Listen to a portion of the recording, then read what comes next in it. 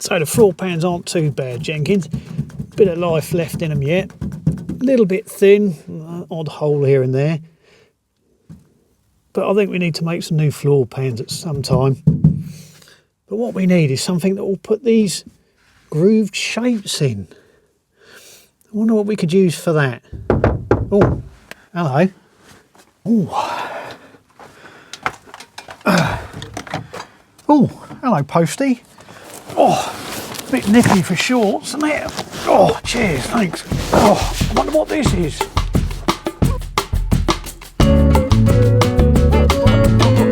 See if we can find space for this. Oh,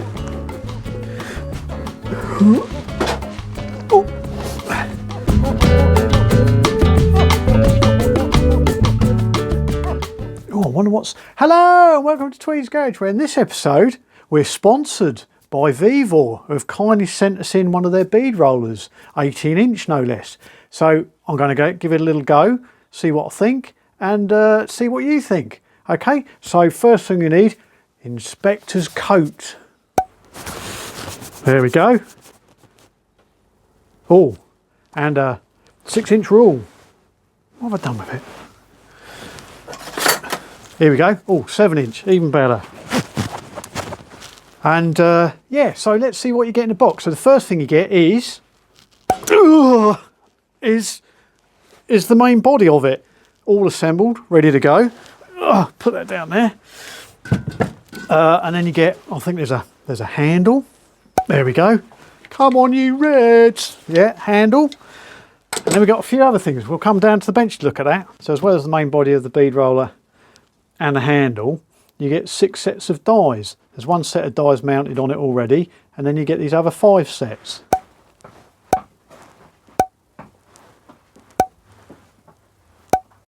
So they give you 3 bead roller sets and 3 step dies.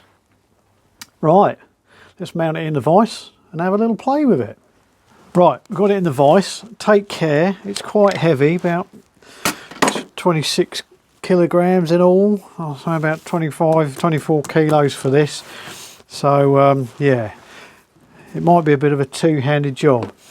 And it is really, if there's 2 of you, it does make it easier because one can turn the handle whilst the other one is running the sheet of metal through the rollers. But I'm on my Todd at the moment, so it'll have to do. So there's a flat on the shaft there. It's a 4mm Allen screw on there, so we'll do that up.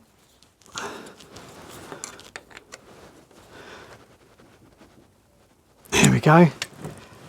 Now some of these have grease nipples on. These have got these little sprung oilers, so I'll get my oil can, just give them a squirt of oil. So put a bit of oil on the gears, help them along a bit.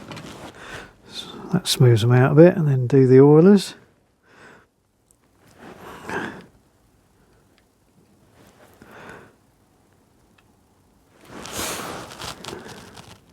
They seem to have sleeved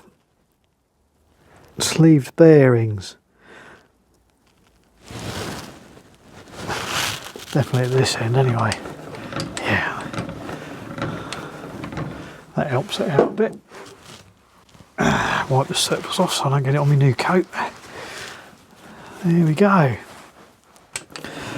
So, and then you've got two other bolts on here. You've got your height adjuster on this end. I'll move you over later so you can see. So that's a 17, and then you've got your clamping bolts on the back, which are a 19. So they're the tools you need: 4mm Allen key, 17 and 19mm spanner.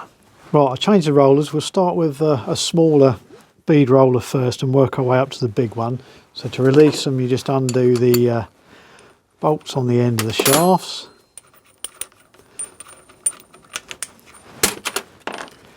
Remove the bolt and the washers. And then undo the securing Allen key, Allen screw.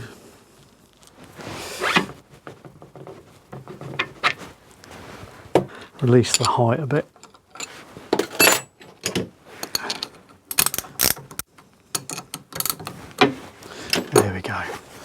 Makes life a bit easier.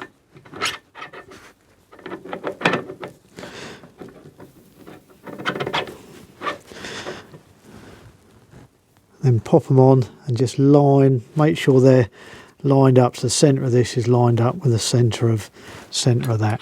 And then lock them down.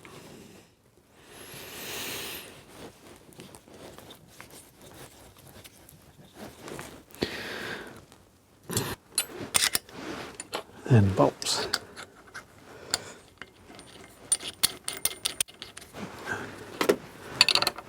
Snip them up.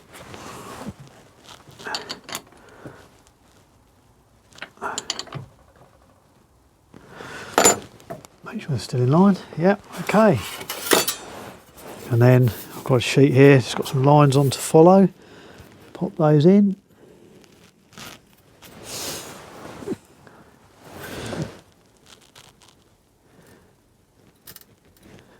Lined up, pressing on, and then put some tension on it.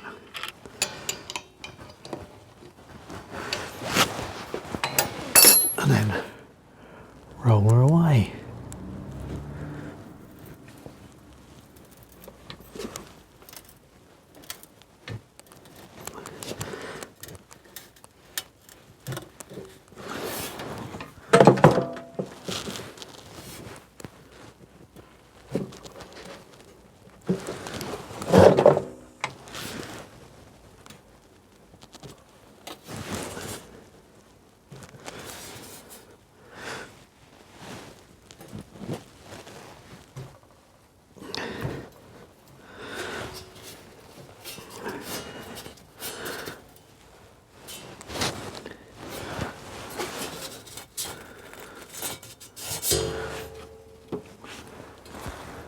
And release it, see what it looks like.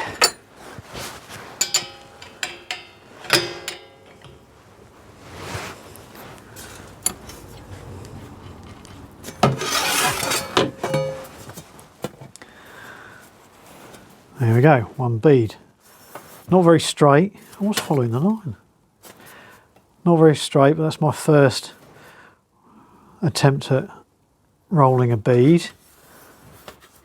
There's a bit of profile there. I wonder if we make it a bit tighter, but it is sort of cutting in there, so I think it's sort of getting to its sort of maximum indent. But it's quite tricky. You really need somebody. I mean, I'm filming for you as well, so I can't really look from above and wind the handle at the same time. So I think it will take a bit of practice. But let's try a different roller on there. The other thing, which is a complaint of these, is the deflection. I mean, this is over 1/2 inch. There's a bit of deflection there. Some people brace these up, but at the moment, if you're not doing a lot of bead rollering and you're just starting, it's ideal. And the other thing, it's quite compact, so it's easy to tuck under the bench. A lot of people go in for you know, reinforcing the back and the side, you know, putting heavy steel on the back. The trouble is you're making it heavier all the time if you've got to move it around. But somebody else was thinking about putting a brace from here to the wall of the workshop behind the bench, just to stop this flexing. Or the other thing is, if you're not using the full depth of the throat, just a piece of big bar on it like that and a couple of G clamps should stop it moving around so much. Now I'll try that, shall we? There you go, flash you out, a couple of G clamps, and that's firmed that right up. I mean, if you were making a bigger panel, then you couldn't do this, but you'd have to sort of sort it out some other way. But we'll give that a go. And 3. Let's give that a go. Let's tighten this down. I think that was a mistake I made before. Didn't tighten that down. Okay.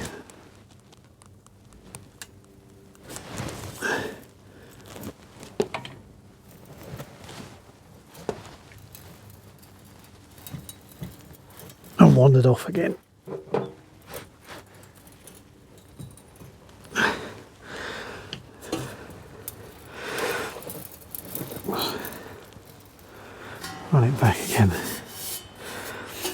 That's looking a bit straighter though. And there is a trick for flattening these down at the ends, but that's for another video.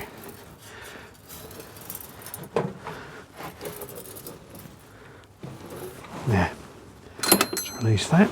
I think me personally, I would make this longer and put a handle on it. I think it's sort of a criticism of these type of bead rollers. It just makes life difficult. There we go. And you can see the difference actually. That's running a lot straighter, even though I didn't sort of follow the line totally. That's run a lot straighter than this one. So supporting this and remembering to do this up makes a huge difference on your bead.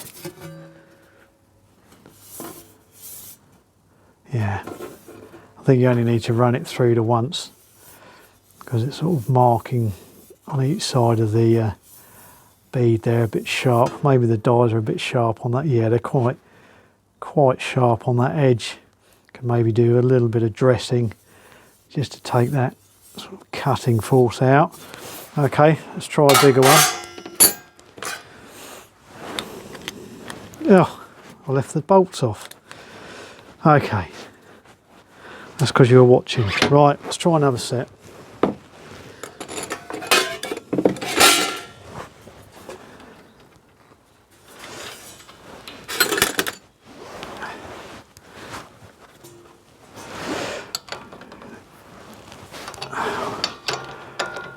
One,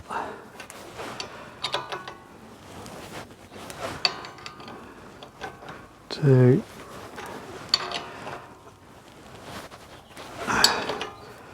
three.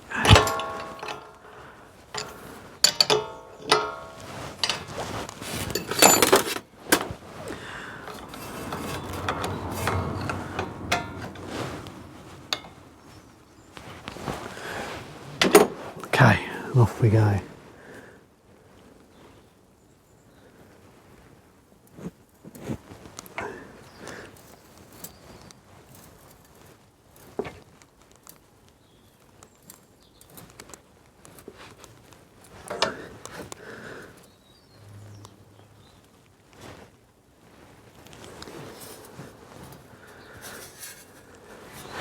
Just do that in one pass.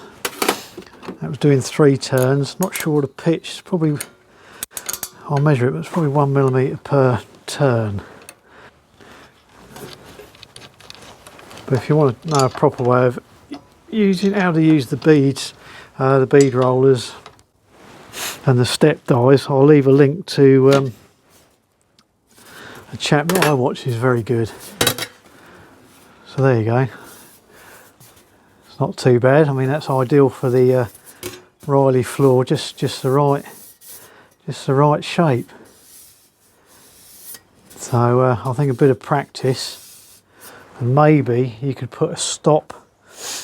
If you had a bar with a little stop that you could move along here, you could run your sheet along there and run a nice straight bead. But it's getting better. First one, terrible. Second one, not too bad. Like I say, I think those dies are a little bit sharp on the inside edge. And then the last one, that final size, is not too bad. There you go, that's those. Let's try the step dies for a laugh. There you go, just line those up. I should imagine you need a bit of clearance for the metal in between. Let's try it about there. So I think if you use this a lot, you'd probably carry out some modifications to make life a bit easier. Definitely a handle on this to make it easier to adjust quickly. But you know, it is what it is. It's entry level bead roller.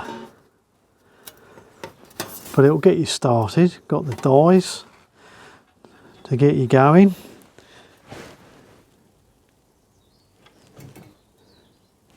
So start there.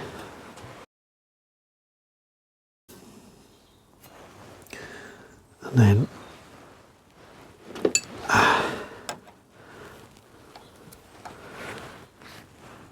one, two, how's that looking? You can get away with one more turn. Three.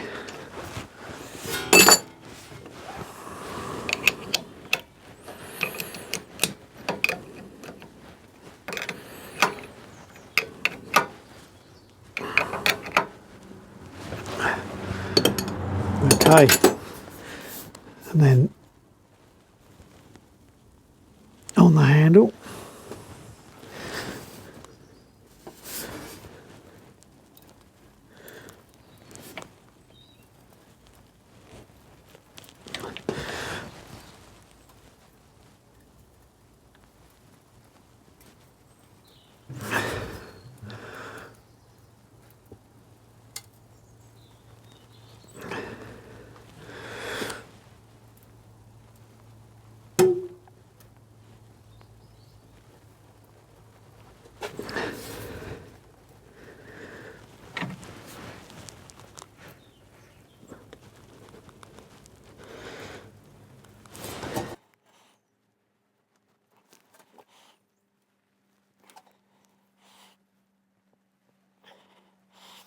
it's like watching somebody on the Generation game have a go at doing something.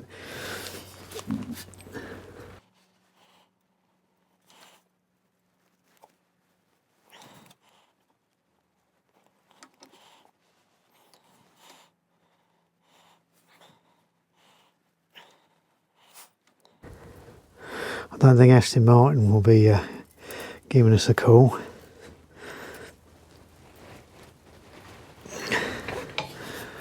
There we go. Let's have a look at that.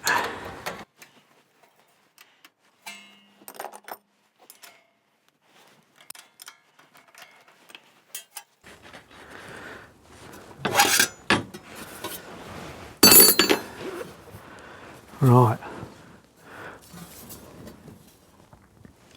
There you go, first attempt. Oh yeah, terrible line up there. What's going on there, Mr. Tweed? And it's learning how to bend the metal when you put it through to avoid this scoring on the outside edge. But there's also work you can do on these rollers. I'll put you a link to making it custom. He talks about these dies, and because these are just sort of budget ones, it tells you how you can sort of improve them to stop you marking the metal on the outside of your sort of formed edge. But you know, it's a panel with a hole in. If I can concentrate on it more without the camera running, I'm sure we can get a sort of better line than we're getting there. But strengthens that panel up. So yeah, shall we try and do let's try and do an edge, see what happens. See if we can just do a flange edge, see if we can do a wedge edge for sort of overlap welding, rather than having to use a joggler.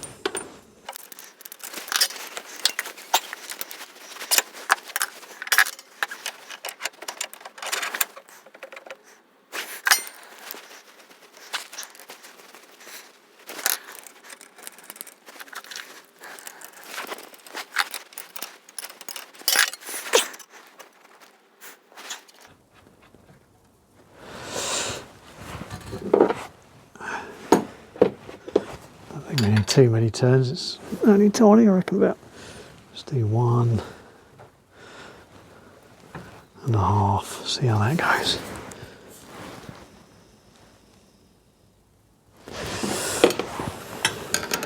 Tighten it down.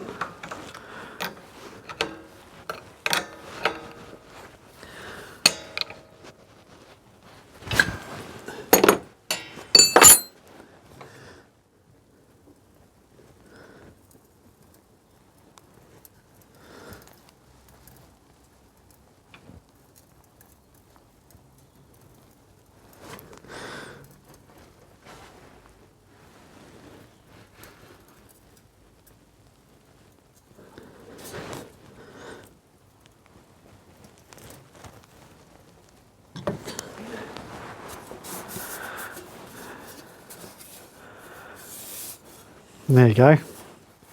I mean, if you're doing a lot of overlap welding, that's probably quite handy.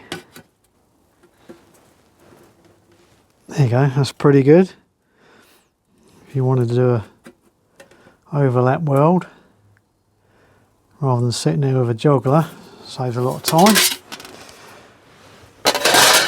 So there we go. One Vevor bead roller, used by a complete novice. But I think we could get better. So there you go, that's the Vevor 18-inch bead roller. And as I said, it comes with 6 sets of dies, so then it gets you up and running. Yeah, it does the job. I think clamping that bit of steel behind with a couple of G-clamps as close to the work as you can get it does make a big difference, especially on the, you know, when I first started, this bead here, you can see that it wanders all over the place.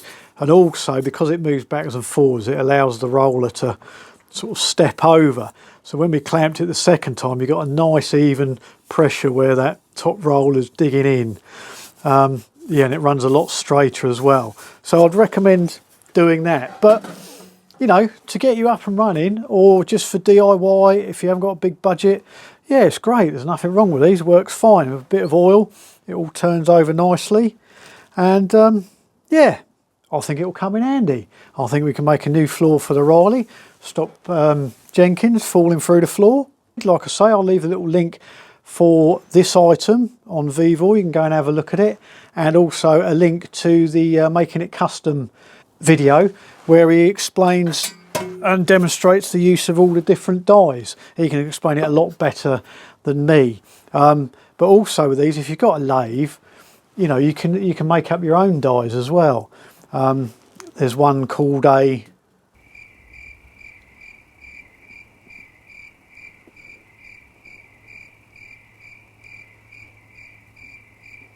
tipping die, which is sort of like a,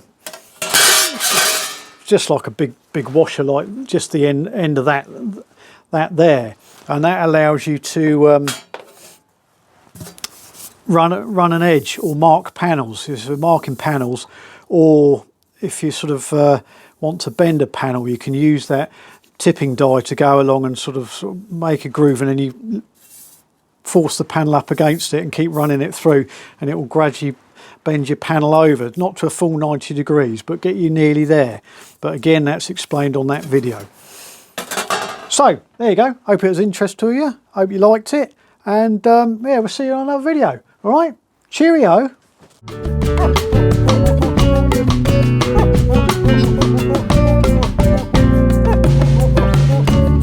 Yeah, that'll work. Get down, Meg. I've got my jumper stuck. Get off! Get off! Get off! Get the stick. Stick. God's sake. Get off!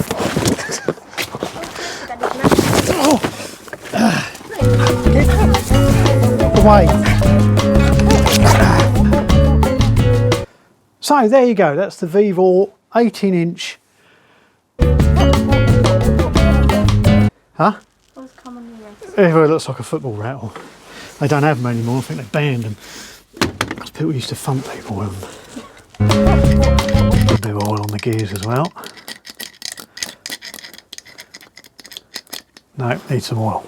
Yeah.